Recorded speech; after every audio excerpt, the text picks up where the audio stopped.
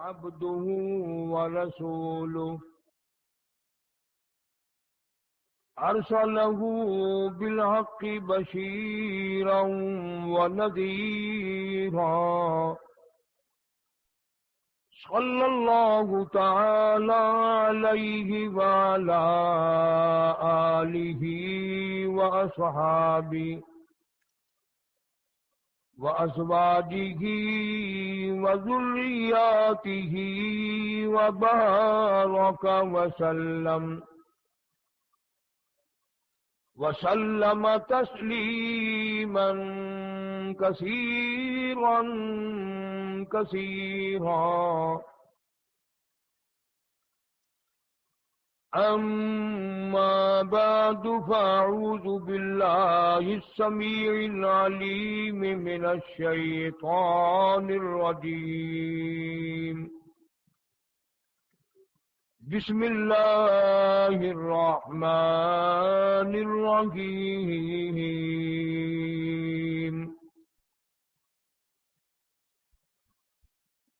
وقالوا ربنا إنا أطعنا سادتنا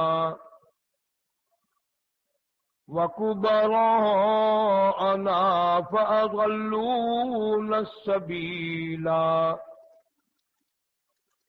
ربنا آتهم ضعفين من العذاب والعنهم لعنا كبيرا. وقال النبي صلى الله تعالى عليه وسلم من لم يرحم صغيرنا ومن لم يوقر كبيرنا فليس منا. وقال النبي صلى الله تعالى عليه وسلم إنما الأعمال بالنيات وإنما لامرئ ما نوى. صدق الله مولانا العلي العظيم وصدق رسوله النبي الكريم ونحن على ذلك لمن الشاهدين والشاكرين والحمد لله رب العالمين. اللهم صل على محمد وعلى آل محمد كما صليت على إبراهيم وعلى آل إبراهيم إنك حميد مجيد. اللهم بارك على محمد وعلى آل محمد كما باركت على إبراهيم وعلى آل إبراهيم إنك حميد مجيد.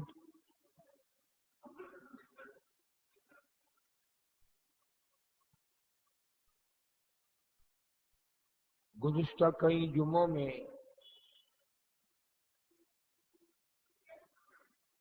امیر المؤمنین خلیفۃ المسلمین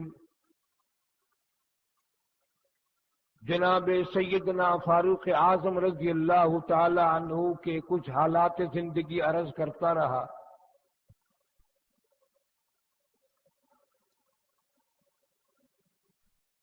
ان لوگوں کی زندگی اور ان پر روشنی ڈالنا یا ان کے کسی معاملات کو ختم کرنا یہ کسی آدمی کے بس کی بات نہیں. اتنی سی بات ذہن میں بٹھا لو، دل کی تختی پہ لکھ لو، جن آدمیوں کی خدا تعریف کرے وہ کتنے اچھے ہوں گے.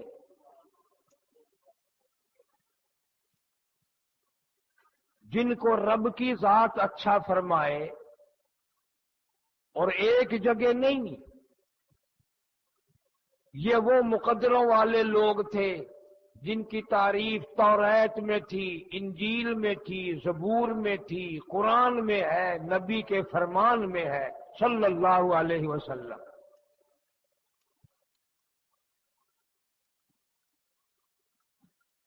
ایسے اچھے لوگ کہ جو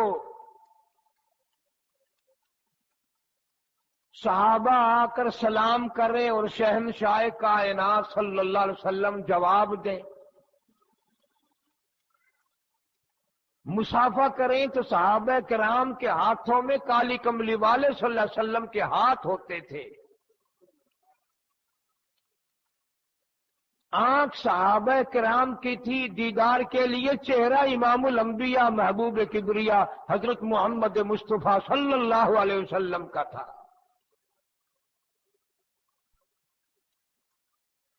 صحابہ کرام نماز کے لیے آتے تھے، مقتدی صحابہ تھے، امام الانبیاء ہے صلی اللہ علیہ وسلم۔ صحابہ کرام اگر مرید تھے تو پیر کو بھی دیکھو کہ سرکار دو عالم صلی اللہ علیہ وسلم کی ذات اقدس ان صحابہ کرام کے پیر و مرشد ہے۔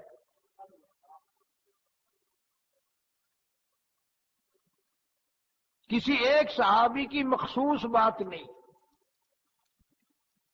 اسی طرح نبی کا گھرانہ بھی اونچے سے اونچا، شان والا، عظمتوں والا۔ جن لوگوں نے اس گھر کی عظمت کی وہ دنیا ہی میں سب کچھ پا کر کے گئے۔ مدینے پاک میں اللہ پاک سب کو زیارت نصیب فرمائے۔ عبد الرحمن ابن عوف رضی اللہ تعالی عنہ عشرہ مبشرہ میں سے ہیں، جلیل القدر صحابہ میں سے ہے، اونچے درجے کے صحابہ میں سے ہے، فاروق اعظم رضی اللہ تعالی عنہ کی شورا کا آدمی ہے۔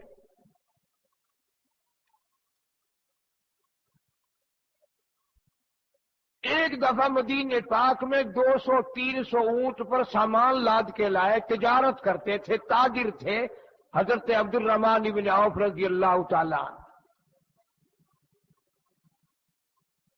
سرکار دو عالم صلی اللہ علیہ وسلم کا وصال ہو چکا تھا، بعد کی بات ہے۔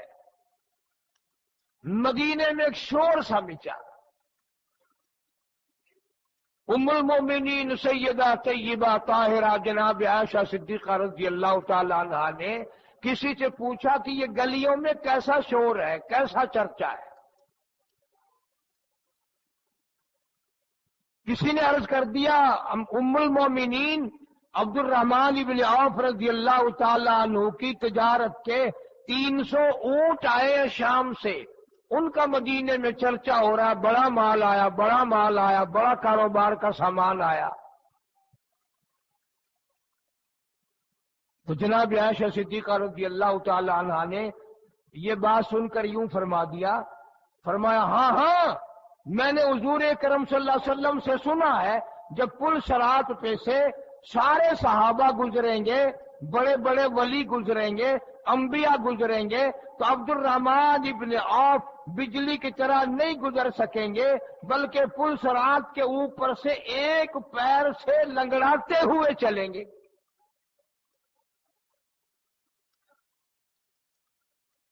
جس کے سامنے فرمایا اس نے پوچھ لیا ام المومنین امی جان کیوں اس طرح جائے گا؟ اتنا بڑا صحابی ہے، اتنا بڑا عشرہ مبشرہ کا آدمی ہے، فاروق اعظم کی شورا کا ممبر ہے، عثمان غنی کی میجورٹی کا آدمی ہے، کیوں ایسا ہوگا؟ تو جناب اما عائشہ صدیقہ رضی اللہ تعالی عنہا نے جواب دیا کہ حضور صلی اللہ علیہ وسلم کے سامنے ذکر آ گیا کہ دن عبد الرحمن بن عوف کا کہ بڑا مالدار ہے، بڑا رئیس ہے، تو حضور صلی اللہ علیہ وسلم فرمانے لگے میں دیکھ رہا ہوں پل صراط پہ سے ایک پیر سے لنگڑا لنگڑا کے چلے گا، مال کی محبت کی وجہ سے۔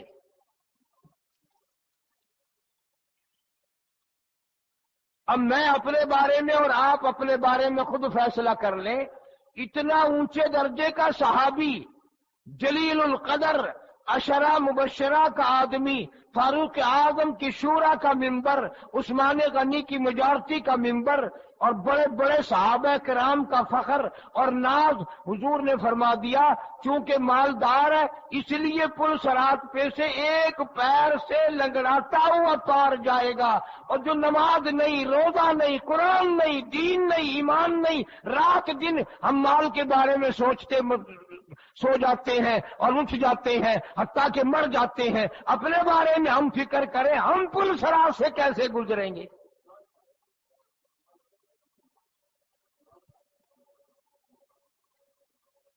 اور یہ تو شکر ہے کہ آپ لوگ اس زمانے میں نہیں تھے، ورنہ کوئی کہہ دیتا اینو کی پتا ہے کر دی مائی ہے، حضور صلی اللہ علیہ وسلم کے ارشادات نے کی جان دی ہے۔ امام الانبیاء محبوب کبریا حضرت محمد مصطفیٰ صلی اللہ تعالی علیہ وسلم کی بات،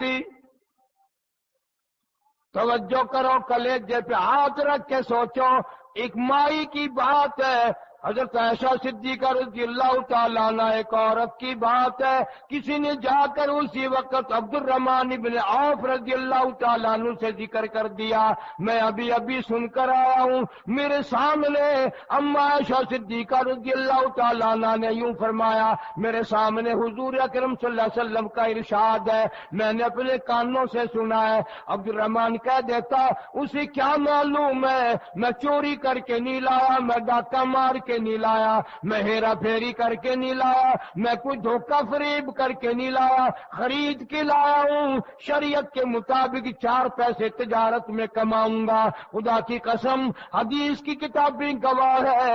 عبد الرحمن بن عوف رضی اللہ تعالیٰ عنہ نے مسجد میں کھڑے ہو کر کے پہلے رو دیا اور پھر مسجد پہ کھڑے ہو کر اعلان کر دیا، او مدینے والوں، یہ اونٹ بھی، یہ مال بھی، یہ غلہ بھی، یہ کپڑا بھی، تمام کا تمام آج میں نے اہل مدینہ پہ صدقہ کر دیا۔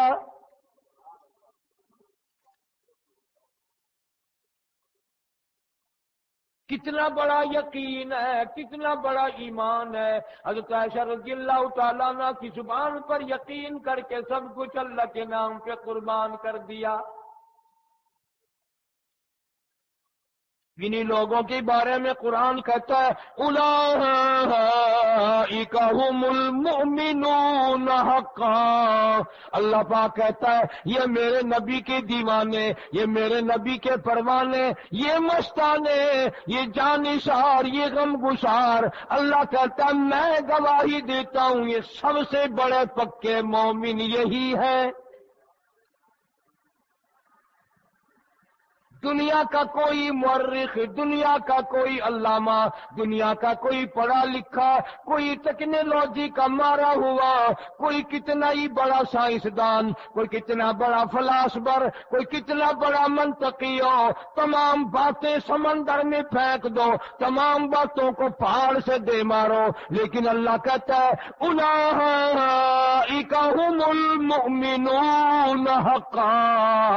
او امیروں، غریبوں، وزیروں، سفیروں، بادشاہوں، فقیروں، میں تمہیں اعلان کر دیتا ہوں اپنے بارے میں تم فکر کرنا، اپنی تیاری تم خود کرنا، اپنی قبر کی تیاری، اپنی حشر کی تیاری تم خود کرنا، نبی کے غلاموں کا میں گواہ ہوں اولئک ھم الراشدون۔ اللہ پاک فرماتے ہیں مجھے اپنی کبریائی کی قسم تمام کے تمام ہدایت یافتہ ہیں۔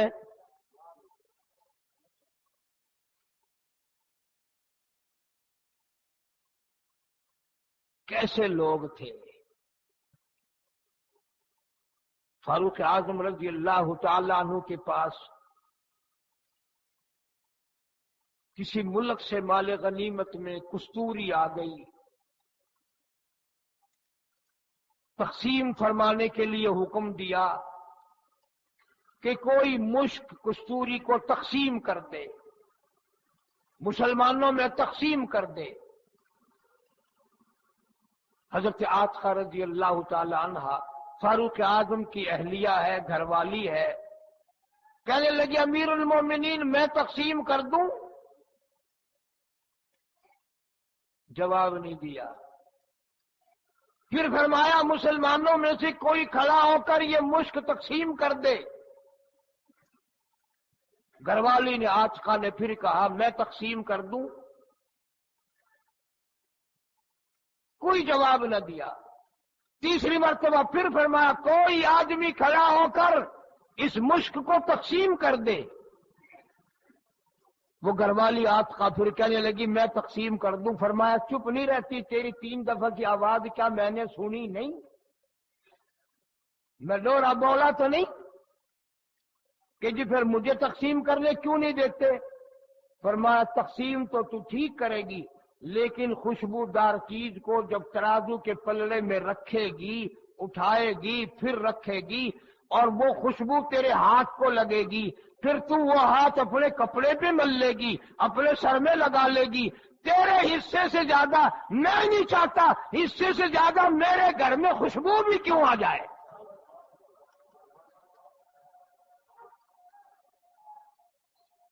خدا کی قسم قیامت قائم ہو سکتی ہے، زمین برباد ہو سکتی ہے، آسمان ٹکڑا ٹکڑا ہو سکتا ہے، اصحاب محمد الرسول اللہ کے مقابلے کے لیے کوئی نہیں آ سکتا۔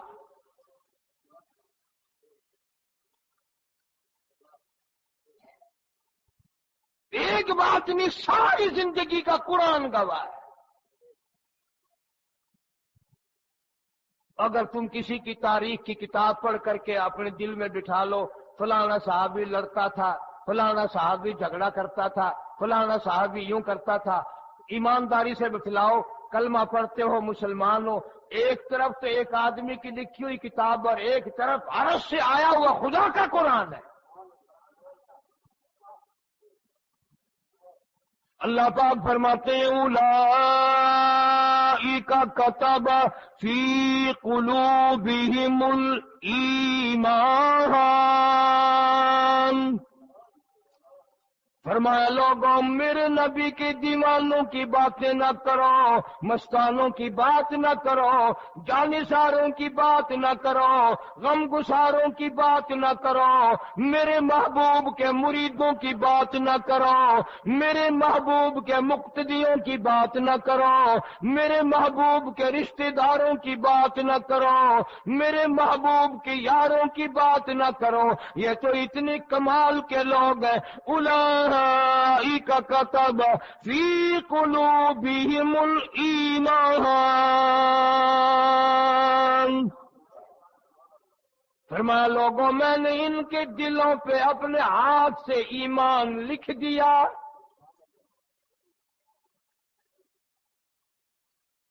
میں خدا نے ان کے دلوں کی تختی پہ ایمان کو تحریر کر دیا، پوری دنیا چاہے مٹ نہیں سکتا۔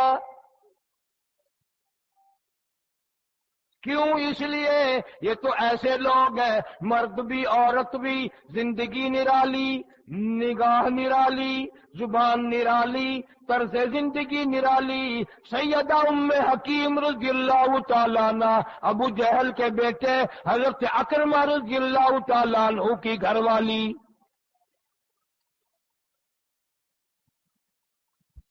اکرمہ فتح مکہ کے موقع پر بھاگ گئے۔ ہمارے گھر میں بڑے دکھ دیے ہیں محمد عربی صلی اللہ علیہ وسلم کو، ہم نے تو بڑا ستایا ہے، ہمارا کیا حشر ہوگا، ہمارا کیا انجام ہوگا۔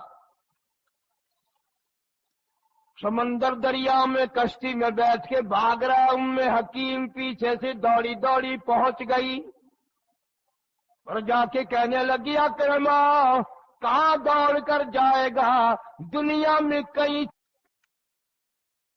ملے گا، پر ایک بات میری سن لے، اس کالی کملی والے محمد عربی صلی اللہ تعالی علیہ وسلم کا تو نے نام سنا ہے، تو نے دیدار نہیں کیا، تو بھاگنا، آ جا میں تیرے ہاتھ میں رحمت کی چادر پکڑا دوں گی۔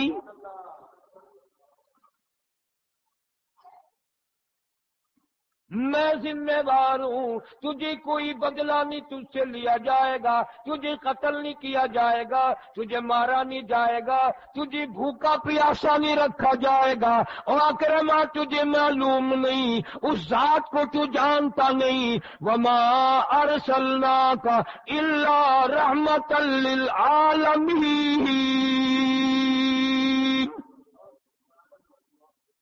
تجھے کیا معلوم، میں آ کے تو دیکھ۔ اکرما حاضر ہو گیا، کلمہ پڑھ کر مسلمان بن گیا، اکرما جنگ میں شہید ہو گیا۔ ام حکیم رضی اللہ تعالیٰ عنہ صحابیہ ہے، عورت ذات ہے۔ خالد بن سعید رضی اللہ تعالیٰ عنہ دوسرا ایک صحابی ہے۔ میدان جنگ گرم ہے، موقع لڑائی کا ہے، جہاد فی سبیل اللہ، انفروا فی سبیل اللہ۔ اسلام کو جھنڈا لہراؤ، توحید کا پرچم لہراؤ، کفر شرک بدعت کو مٹاؤ۔ کبھی بھی اسلام والے شرک نہیں پھیلایا کرتے، بدعت نہیں پھیلایا کرتے، کفر کو فروغ نہیں دیا کرتے۔ کیوں؟ اس لیے تؤمنون باللہ ورسولہ وتجاہدون فی سبیل اللہ۔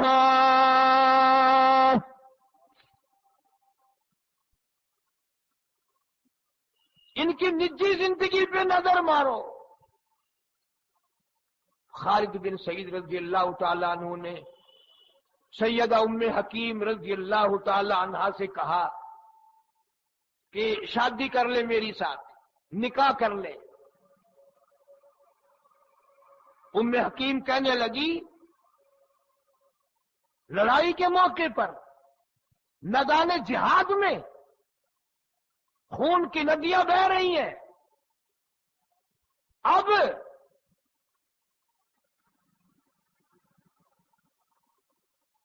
یا تو ام حکیم یہ کہتی کہ جنگ ختم ہو جائے، لڑائی ختم ہو جائے، سکون ہو جائے، مدینے میں چلیں گے، انشاءاللہ وعدہ ہو گیا میں تجھ سے شادی کر لوں گی۔ یا خالد بن سعید یہ بات کہتا رضی اللہ تعالیٰ عنہ کہ وعدہ کر لے شادی میری ساتھ کرے گی جنگ کے بعد، جہاد کے بعد۔ اللہ اکبر کبیرہ۔ خالد بن سعید رضی اللہ تعالیٰ عنہ نے کہا ام حکیم اس لیے شادی میں جلدی کر رہا ہوں، یہ جو جنگ ہو رہا ہے، یہ جو لڑائی فی سبیل اللہ ہو رہی ہے، کفر و اسلام کا مقابلہ ہے، شرک و توحید کا مقابلہ ہے، میرا اس میں کل کو شہید ہونے کا پروگرام ہے، سر کٹانے کا میرا پروگرام ہے، اللہ کے نام پہ سر دے دینے کا پروگرام ہے، توحید باری تعالیٰ پر اپنے خون کا آخری قطرہ بہانے کا پروگرام ہے۔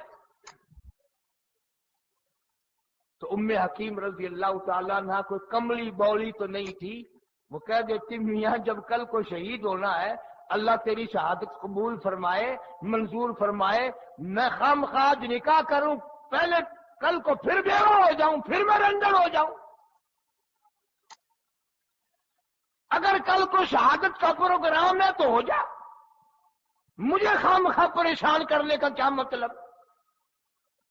میں ذمہ داری سے کہتا ہوں، عورت ہو کر ام حکیم رضی اللہ تعالیٰ عنہ نے مسکرا دیا اور فرمانے لگی خالد بن سعید کیا تم اپنی بات میں سچے ہو؟ تمہارا شہادت کا پکا پروگرام ہے، تمہارا اللہ کے نام پہ سر دینے کا پروگرام ہے، اپنا خون بہانے کا پروگرام ہے۔ خالد بن سعید نے یقین دلا دیا۔ ام حکیم کہنے لگی پھر شام کی کیا بات ہے، کل کی کیا بات ہے، میں ابھی نکاح کے لیے تیار ہوں۔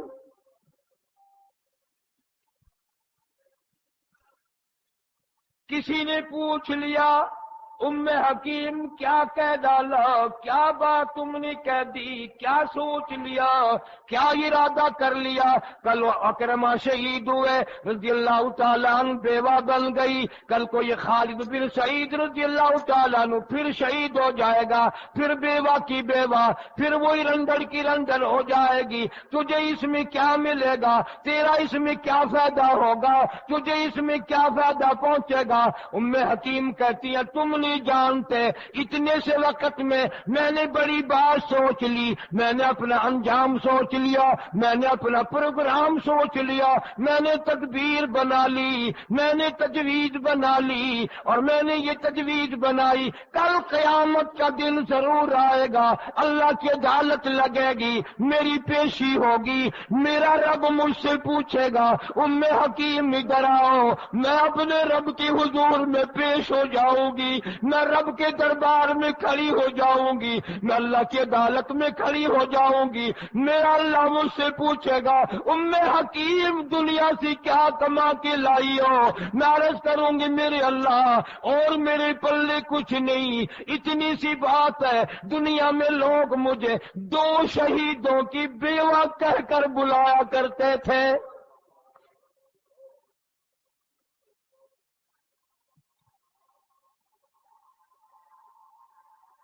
جن کا یہ حال ہو، کیا کہنا ان کی عظمتوں کا؟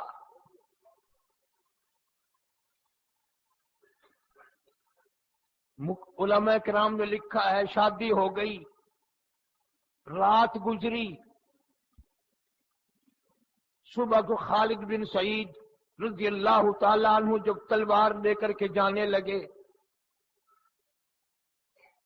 بہادر گھروں کے، بہادر مردوں کے گھر والے بھی بہادر ہوا کرتے ہیں۔ حکیم کہنے لگی عورت ہے، سوچو تو صحیح عورت ہے۔ کہنے لگی خالد بن سعید کہاں چلے؟ کہتا میرا وعدہ پورا ہو گیا، میں اپنا وعدہ پورا کرنے چلا ہوں، خدا حافظ، انشاءاللہ کل حوض کوثر پہ ملاقات ہوگی۔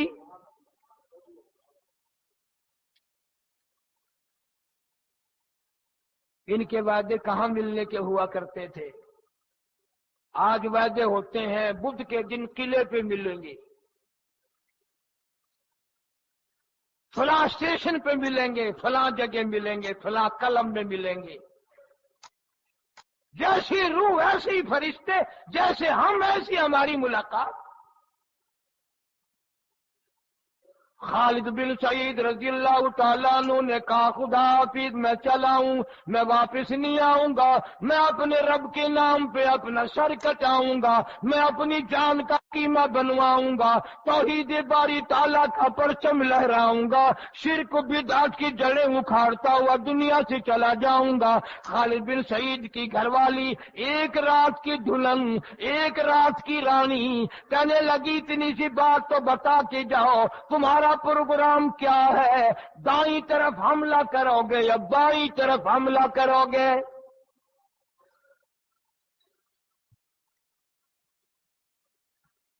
کیا سوچ ہے ان گھرانوں کی؟ عورت کی سوچ دیکھیں آپ تو چلے ہیں، ہمیشہ کے لیے جا رہے ہو، اللہ منظور فرمائے، پر مجھے یہ تو بتاؤ دائیں طرف حملہ کرو گے یا بائیں طرف جا کے حملہ کرو گے؟ خالد بن سعید رضی اللہ تعالیٰ عنہ نے مڑ کے دیکھا، حکیم کے چہرے پہ نظر ڈالی اور کہنے لگا آپ کا کیا مطلب؟ حکیم کہنے لگی میں نے بھی تلوار اپنے بستر سے نکالنی ہے، میرا ارادہ یہ ہے اگر آپ دائیں طرف حملہ کریں میں بائیں طرف جا کے حملہ کروں، اس لیے کل قیامت کو کہنے کو اتنا منہ تو باقی رہ جائے تیری راہ پہ گھر کا گھر قربان ہوا تھا۔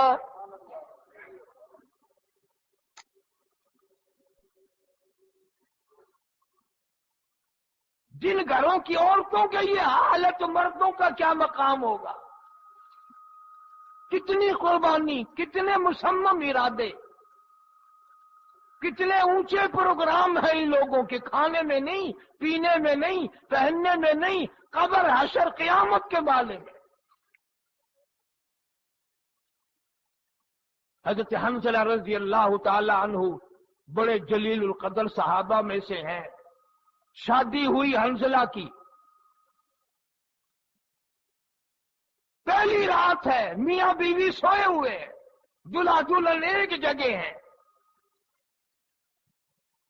رات کے وقت مسجد نبوی سے آواز آئی، انفروا فی سبیل اللہ، آؤ میدان میں آؤ، اللہ کے نام پہ لڑائی کرنے کے لیے آؤ، اسلام کا جھنڈا اونچا کرنے کے لیے آؤ، کفر کو مٹانے کے لیے آؤ، جانثاروں آ جاؤ، مستانوں آ جاؤ، خدمت گزاروں حاضر ہو جاؤ، تمہاری ضرورت پڑ گئی۔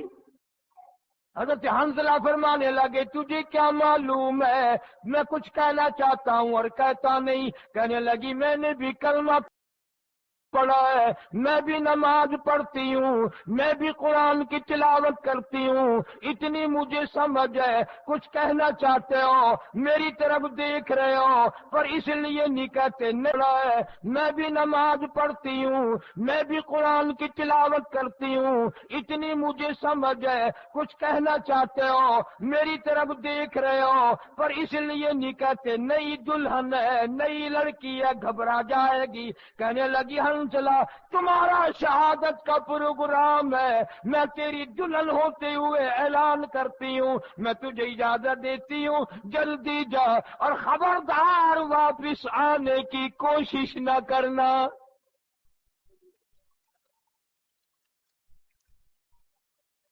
کیا بات ہے حنظلہ کی گھر والی، تمہاری محبت نہیں بنی، تمہارا دونوں کا آپس میں دل نہیں لگا، تمہارے گھریلو معاملات صحیح نہیں، ایک دوسرے کو پسند نہیں کرتے، ایک دوسرے کو چاہتے نہیں، کیا بات ہے، تم نے یہ بات کیوں کہہ ڈالی کہ واپس آنے کی کوشش نہ کرنا؟ حنظلہ کی بیوہ بیوی کہتی ہے، میرا پروگرام ہے، میری بھی سوچ ہے، میرا بھی انجام ہے، میرے دل کی گہرائیوں نے بھی مجھے کوئی مشورہ دیا، اور وہ یہ ہے، کل قیامت ضرور آئے گی، اللہ کی عدالت لگے گی، رب میرا مجھ سے ضرور پوچھے گا، حنظلہ کی بیوی دنیا سے کیا لائی؟ میں عرض کروں گی، مولا اور میرے پلے کچھ نہیں، اتنی سی بات ہے، دنیا میں لوگ مجھے ایک رات کے شہید کی بیوہ کہہ کر بلایا کرتے تھے۔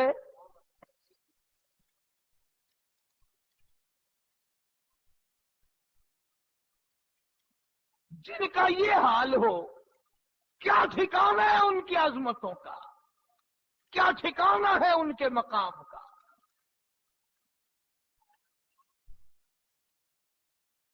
ایک جوان ایسا ہے صحابہ کرام میں سے،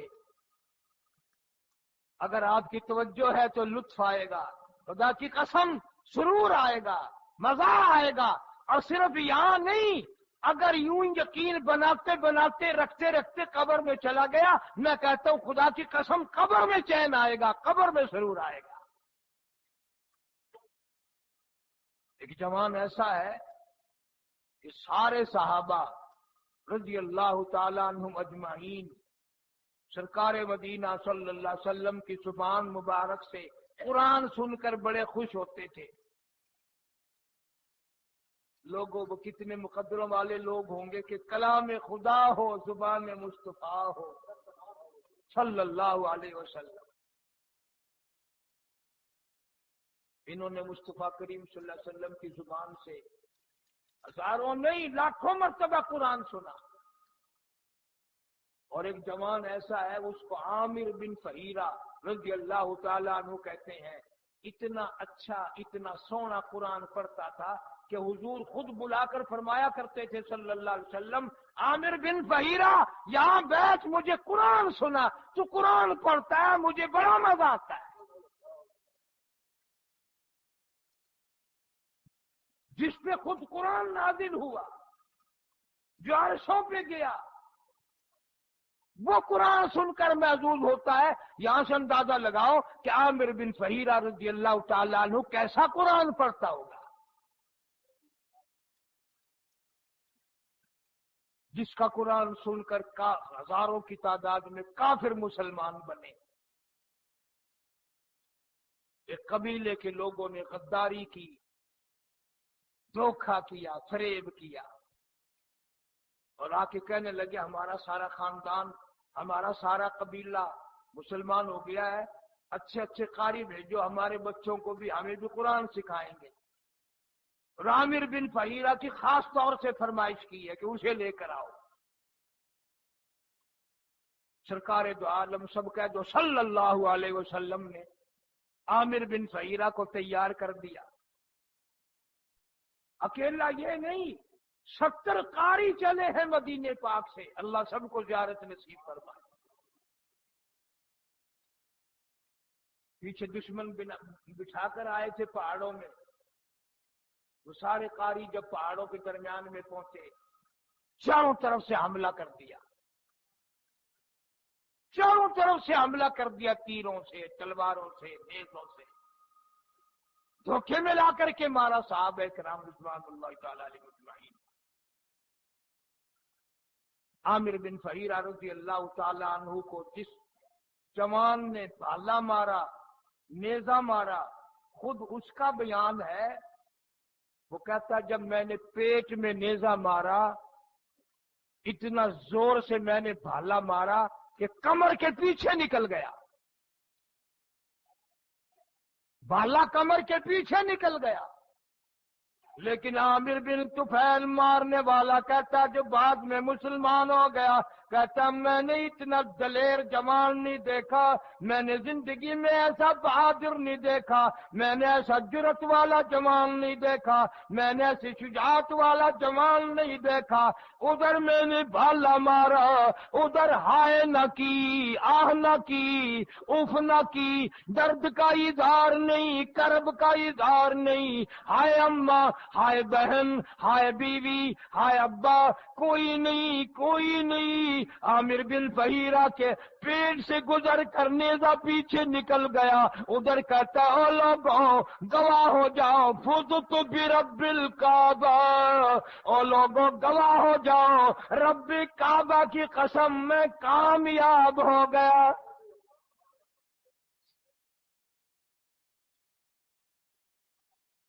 یہ نہیں کہتا میں مر گیا، آئے اماں، آئے ابا، نہیں۔ عامر بن طفیل مارنے والا کہتا ہے کہ میں نے واپس بھالا نکالا۔ عامر بن فہیرہ رضی اللہ تعالیٰ عنہ کی روح پرواز کر گئی۔ عامر بن طفیل کہتا ہے ادھر دم نکل رہا تھا، ادھر قرآن کی تلاوت ہو رہی تھی۔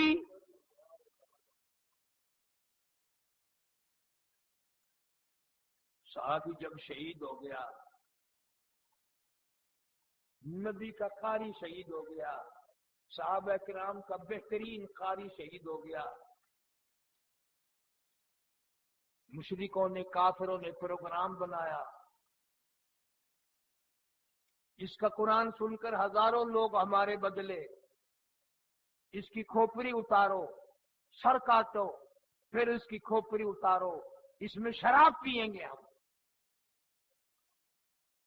اس کے قرآن پڑھنے نے، اس کی آواز نے، اس کے تحسین صوت نے، اس کے لہن داودی نے ہمارے ہزاروں لوگ خراب کیے ہیں۔ اس کا سر کاٹو، اس کی کھوپڑی اتاریں گے، اس کھوپڑی میں شراب پیئیں گے۔ پروگرام طے ہو گیا، مشورہ کافروں کا طے ہو گیا۔ آئے اللہ قرآن کیا کہتا ہے؟ فرمایا وہ تلوار لے کر آئے، وہ خنجر لے کر آئے، وہ جوان اکٹھے ہو کر آئے۔ قرآن کہتا وَيَمْكُرُونَ وَيَمْكُرُ اللَّهُ وَاللَّهُ خَيْرُ الْمَاكِرِينَ۔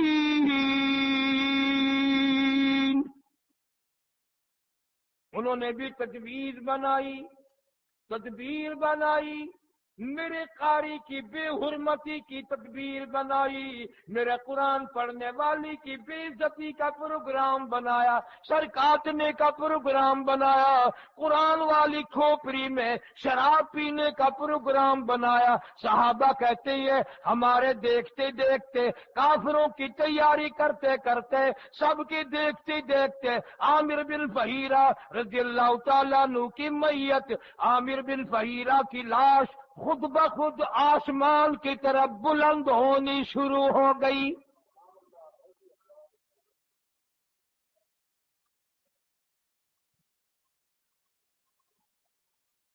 دیکھنے والے کہتے ہیں اتنی بلندی ملی، اتنی معرفت ملی، اتنی پرواز ملی، لوگوں کی نگاہوں نے جواب دے دیا، پر عامر بن فہیرہ کی بلندی ختم نہ ہوئی، صحابی کی پرواز ختم نہیں ہوئی، آسمان کی طرف چلی گئی لاش۔ ایک جوان مدینے پاک میں حاضر ہوا، اللہ سب کو زیارت نصیب فرمائے۔ جناب مدنی کریم صلی اللہ تعالی علیہ وسلم کی خدمت میں جا کر عرض کیا، کمال ہو گیا، عامر بن فہیرہ رضی اللہ تعالیٰ عنہ تیرا قاری، آپ کا قاری، قرآن پڑھنے والا، یوں یوں نیزہ مارا، اس طرح سے شہید ہوا، پھر یوں پروگرام بنایا، اس کا جسم، اس کا جسد آسمان کی طرف اٹھتا ہوا چلا گیا، ہماری نظریں جواب دے گئی، ہماری نگاہیں جواب دے گئی، پتہ نہیں کہاں گیا۔ محمد کریم صلی اللہ علیہ وسلم نے یوں آسمان کی طرف چہرہ انور اٹھایا اور فرمایا انی ارا ما لا ترون، اور لوگوں جو میں دیکھوں تم نہیں دیکھ سکتے، تمہیں کیا معلوم ہے میرا عامر بن فہیرہ، میرا قرآن کا قاری شہید کر دیا گیا، بے حرمتی کا، بے عزتی کا پروگرام بنایا، اللہ تعالیٰ نے فرشتوں کو حکم دے دیا، فرشتے اٹھا کر لے گئے عامر بن فہیرہ کا، بڑے بڑے شہیدوں کا، بڑے بڑے پیروں فقیروں کے جنازے لوگ پڑھیں گے، عالموں کے جنازے لوگ پڑھیں گے، شہیدوں کے جنازے لوگ پڑھیں گے، بادشاہوں کے جنازے لوگ پڑھیں گے، وزیروں کے جنازے لوگ پڑھیں گے، فقیروں کے جنازے لوگ پڑھیں گے، قطبوں غوث و ابدالوں کے جنازے لوگ پڑھیں گے، صحابہ کے جنازے لوگ پڑھیں گے، پر نبی کا قاری قرآن پڑھتے پڑھتے شہید ہوا۔ اللہ نے حکم دیا، او میرے نوری فرشتوں، میرے نبی کے قاری عامر بن فہیرہ کا دفن بھی، کفن بھی، جنازے کی نماز بھی، قبر بھی، تمام کا تمام تمہارے ذمہ لگ گیا۔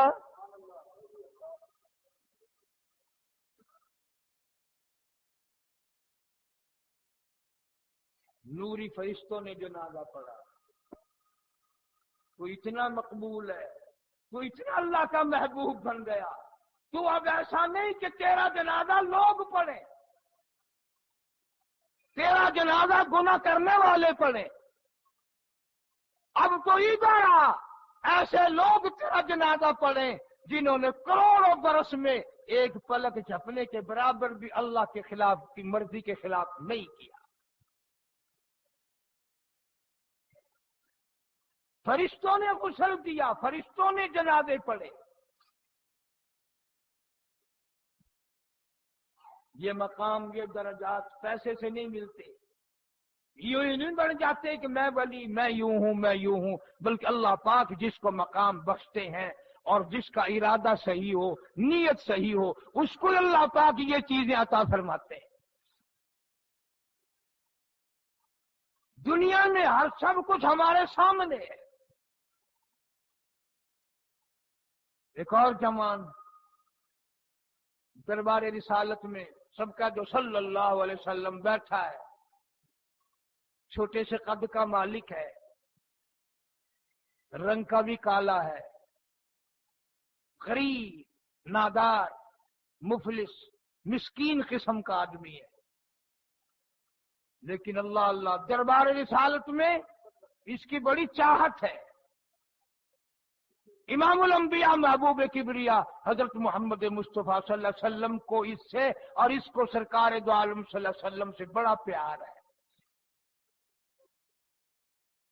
یوں بیٹھے بیٹھے پیار میں آپ نے پوچھ لیا تیری شادی ہوئی؟ انہوں نے کہا آقا میں تو غریب ہوں، میرے پلے تو روٹی کا ٹکڑا بھی نہیں، جھونپڑی بھی نہیں، گھر نہیں، در نہیں، زر نہیں، پر نہیں، کوئی چیز بھی میرے پاس نہیں ہے، میں شادی کر کے کیا کروں گا؟ کون میری شادی کرے؟ یہ باتیں اس لیے سنا رہا ہوں کہ یہ لوگ، ان کا تعلق دیکھو کس سے ہے. دریائے کرم جوش میں آ گیا، دریائے رحمت ابل پڑا. فرمایا اللہ کیا کہتے ہو تیری شادی کوئی نہیں کرے گا، تیری شادی میں کروں گا.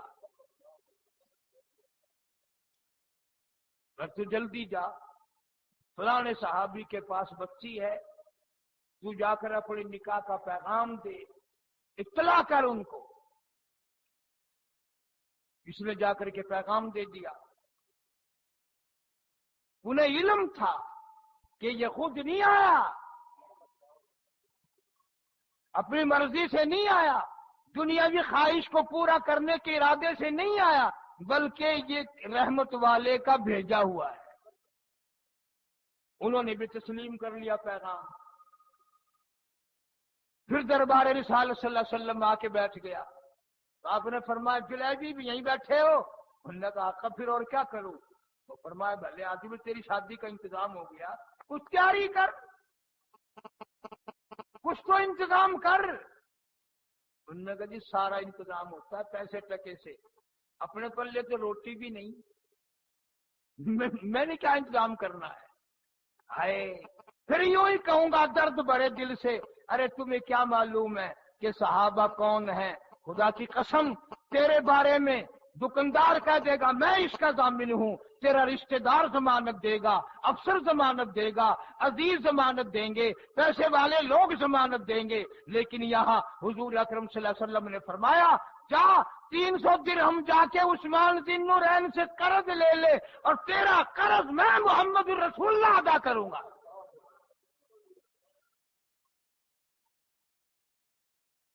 ضامن تو دیکھ، اصل تو تیرا کوئی ضمانتی بنے گا نہیں، اور اگر بنے گا بار بار کہے گا یار تو میں ڈبو نہ جمی، دیکھ یار تو میرے نالی میں نہ کری کبھی میں ڈھکیا جاؤں، میں جیل پہنچ جاؤں گا، یار ذرا حیا کری، شرم کری یار، کمال ہے دیکھ میں کی میں پھرنا. ارشاد گرامی فرما دیا مدنی کریم صلی اللہ تعالی علیہ وسلم نے جا عثمان غنی سے، وہ تیرا بھی غنی میرا بھی غنی، وہ بڑا مالدار ہے، بڑا وسیع الظرف ہے، بڑا دل والا ہے، میرا دورا داماد ہے، جا کر اس سے 300 درہم قرض لے لے، تیرا قرض میں محمد الرسول اللہ صلی اللہ علیہ وسلم میں ادا کروں گا، میں ضامن ہوں.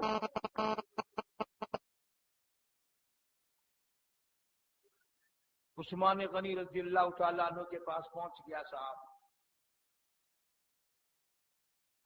انہوں نے کہا بھائی لے جا، بے شک ضرور لے جا. پیسے دے دیے، کپڑے خرید رہا ہے، مدینے کے دکانداروں سے برتن خرید رہا ہے، جھونپڑی کا انتظام کر رہا ہے، بڑا خوش مدینے کی گلیوں میں پھر رہا ہے. میری بھی جھونک بسے گی، میرا بھی گھر آباد ہوگا، میں بھی گھر والا بنوں گا، میری بھی گھر والی آئے گی، اللہ مجھے بھی آل اولاد دے گا، میں ابا بنوں گا، میرا بھی خاندان ہوگا. ساری خوشیاں دل میں لیے پھر رہا ہے، برتن خرید رہا ہے، کپڑے خرید رہا ہے، تیاری کر رہا ہے. ادھر سے آواز آ گئی انفروا فی سبیل اللہ. کفر نے اسلام کو للکارا ہے، کفر چڑھ کے آ گیا، شرک چڑھ کے آ گیا.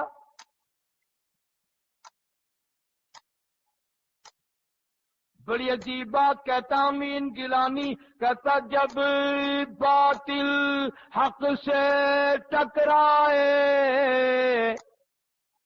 جب باطل حق سے ٹکرائے، جب باطل سر پر چڑھ آئے، ایمان والا بے خوف و خطر پھر حق کی حمایت لازم ہے۔ جوان نے یہ نہ سوچا شادی کا موقع ہے، بڑی مشکل سے دا لگا ہے، اور وہ بھی رحمت للعالمین شفیع المذنبین حضرت محمد کریم صلی اللہ علیہ وسلم کی سفارش اور وجہ سے آپ ضامن بنے ہیں۔ چلو پھر جنگ ہوں گے، پہلے بھی میں جاتا رہا ہوں اور کسی جنگ میں چلا جاؤں گا، میں نے کون سی شادی خود رچانی ہے، میرا کون سا ارادہ تھا، یہ تو سارا پروگرام سرکار مدینہ صلی اللہ علیہ وسلم کا ہے، پھر دیکھی جائے گی، جانے والے اور بہت ہیں، یا کم سے کم جا کر حضور کی خدمت میں عرض کرتا، آقا شادی کروں یا جہاد میں جا کر جہاد کروں۔ تمام خوشیوں کو لپیٹ کے رکھ دیا، مدینے کے دکانداروں کی منت کرتا ہے، خوشامد کرتا ہے، او لوگوں کپڑا واپس لے لو، یہ برتن واپس لے لو، یہ جھوپڑی کا انتظام جو میں نے کیا تھا واپس لے لو، جو میں نے تم سے چیزیں خریدی ہیں مہربانی کرو واپس لے لو۔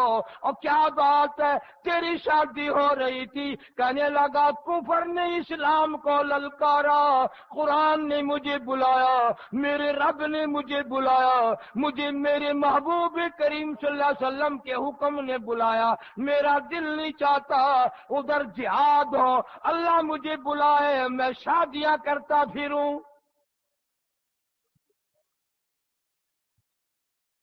دکانداروں کی منت کر کر کے سارا کپڑا برتن زیور واپس کر کے گھوڑا لیا، تلوار لی، مجاہدین کے ساتھ ساتھ میدان جہاد میں جا پہنچا۔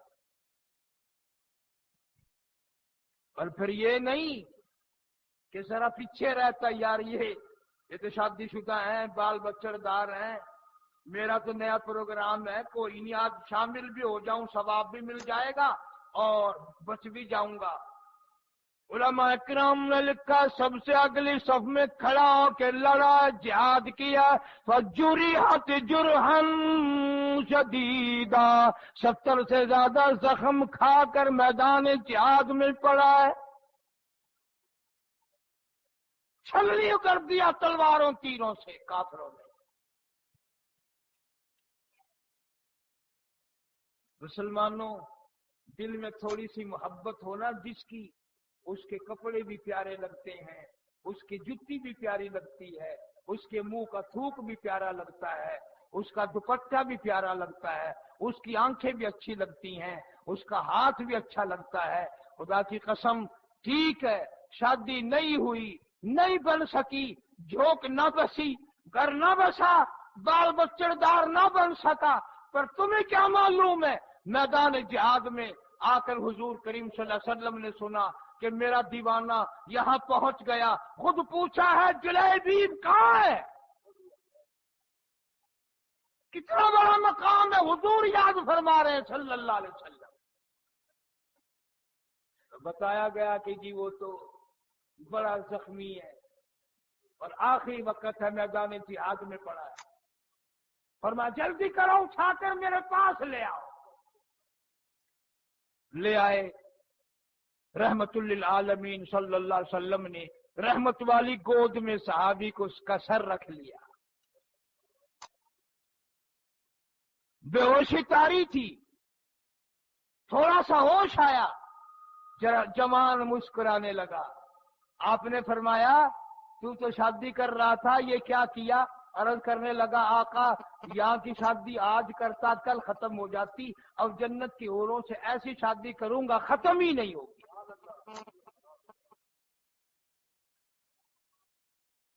پوچھ لیا تیرا کیا حال ہے؟ کہنے لگا میرے دکھڑے ٹل گئے، میرے غم دور ہو گئے، میری حسرت پوری ہو گئی، میری آرزو پوری ہو گئی، میری تمنا پوری ہو گئی، اللہ نے میری جھولی بھر دی، اللہ نے مجھے سب کچھ عطا فرما دیا۔ اور کیسے تجھے کیا مل گیا؟ کہنے لگا کوئی بیوی کو تاڑتا ہوا مرے گا، کوئی بیٹی کو دیکھتا ہوا مرے گا، کوئی چھوٹے بیٹے کی طرف دیکھتا ہوا مرے گا، کوئی کوٹھی کو دیکھتا ہوا مرے گا، کوئی بنگلے کو دیکھتا ہوا مرے گا، کوئی تخت و تاج کو دیکھتا ہوا مرے گا، کوئی یاروں سفیروں وزیروں کو دیکھتا ہوا مرے گا۔ اور مدینے کے لوگوں آؤ مجھے مبارکباد دو، ادھر مجھے موت کا جھٹکا لگنے والا ہے، ادھر میں اپنے محبوب کا دیدار کرتا ہوا جاؤں گا۔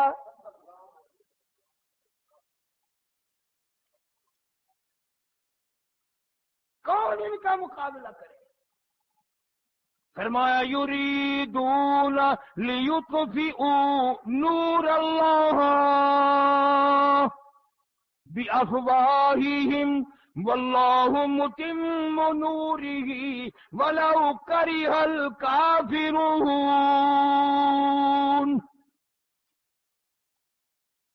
اللہ فرماتے میرا نور چمک کے رہے گا، جو ٹکرائے گا وہ پاس پاس ہو جائے گا۔ اس لیے میں نے یہ مختصر سا مضمون عرض کر دیا۔ کسی صحابی کا گلہ نہ کرو، کسی کا شکوہ نہ کرو، کسی کی چغلی نہ کرو، وہ جنت میں آباد ہیں، ہم دنیا میں رہ کر اپنی آخرت کو برباد نہ کریں۔ الف لام میم سے لے کر والناس تک قرآن پڑھ کے دیکھو، تمہیں پتہ چلے گا کہ محمد کریم صلی اللہ علیہ وسلم کی جماعت کے لیے اللہ پاک نے کیا کیا تیاریاں فرما رکھی۔ ازواج مطہرات کا بڑا اونچا مقام ہے رضی اللہ تعالیٰ عنہن اجمعین، بنات رسول کا بڑا اونچا مقام ہے۔ مجھے تو بڑا دکھ لگتا ہے تمہارے پاس بیٹھ کر جو یہ کہتے ہیں 5 ٹن پاک، تم ان سے بڑے خوش ہو جاتے ہو اور مجھ سے خوش نہیں ہوتے۔ میں کہتا ہوں 5 ٹن نہیں، نبی کا سارا گھرانہ پاک ہے، نبی کا کپڑا پاک، نبی کی جوتی پاک، نبی جس زمین پہ تھوک دے وہ پاک، میرے آقا کا مدینہ پاک، میرے آقا کے سارے یار پاک، میرے نبی کی بیٹیاں پاک، میرے نبی کا حرم پاک۔ عجیب لوگ ہو تم بھی، مجھ سے خوش نہیں ہوتے، جو ایک گپ لگا دیتا ہے اس سے خوش ہو جاتا، جو سارے گھرانے کا احترام کرتا ہے اس سے خوش نہیں رہتے۔ میں تمہیں اسٹامپ لکھ کر دینے کو تیار ہوں، اگر میرا تیرا یہ عقیدہ اور یہ ایمان رہے انشاءاللہ سیدھی جنت کی راہ ملے گی، عمل کی وجہ سے نہیں۔ عمل کہاں میرا تیرا جنت میں جانے جوگا، بلکہ صحابہ کرام کی چوتیوں کے صدقے میں نجات ہو جائے۔ اللہ پاک ہم سب کو محمد عربی صلی اللہ علیہ وسلم کے دروازے کا خادم اور غلام بنائے، نبی کے غلاموں کا غلام بنا، اہل بیت کا غلام بنا، اللہ والوں کا غلام بنا، قرآن کریم کا خادم اور غلام بنا، کلمے اور ایمان والی موت عطا فرما۔ وآخر دعوانا ان الحمد للہ رب العالمین۔ صلی وسلم وبارک علی سیدنا و مولانا محمد وعلی آل سیدنا و اصحاب سیدنا و ازواج سیدنا و بنات سیدنا و مولانا محمد وبارک وسلم وصلی علیہ۔ ربنا آتنا فی الدنیا حسنۃ فی الآخرۃ حسنۃ وقنا عذاب النار۔ یا اللہ سب بیماروں کو شفا عطا فرما۔